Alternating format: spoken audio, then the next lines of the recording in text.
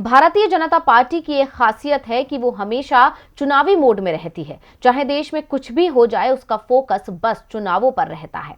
अब देश में लगातार सांप्रदायिक हिंसा की खबरें आ रही हैं, लेकिन बीजेपी चुनावों की तैयारियों में लगी हुई है और अब बीजेपी की नजर है जम्मू कश्मीर पर। तो कब होने हैं चुनाव, आइए देखते हैं इस खबर में। जम्मू कश्मीर में कब विधानसभा चुनाव करवाए जाएंगे, इस पर अभी तस्वीर साफ नहीं हो पाई है, लेकिन इस बात के संकेत मिल चुके हैं कि जम्मू कश्मीर में जल्द ही चुनाव हो सकते हैं और इस बात के संकेत दिए हैं पीएम के दौरे ने। बता दें कि 24 अप्रैल को पीएम मोदी जम्मू कश्मीर के दौरे पर जाने वाले हैं और पिछले दिनों खुद पीएम मोदी ने फिल्म द कश्मीर फाइल्स का प्रमोशन भी किया था। इसके अलावा परिसीमन आयोग की रिपोर्ट भी लगभग फाइनल हो गई है, जिसके बाद अब पीएम के जम्मू कश्मीर दौरे को चुनावों से जोड़कर देखा जा रहा है।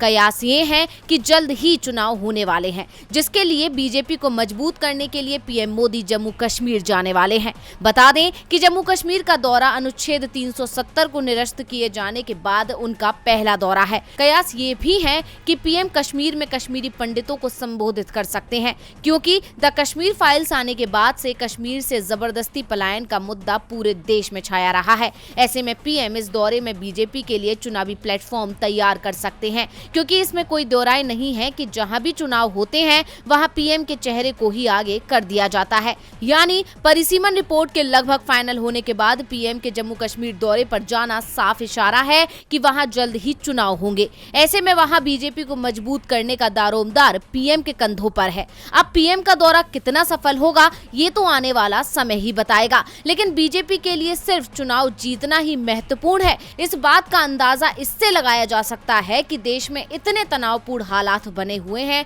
और बीजेपी अगले चुनावों पर फोकस कर रही है। जीवी लाइव की रिपोर्ट।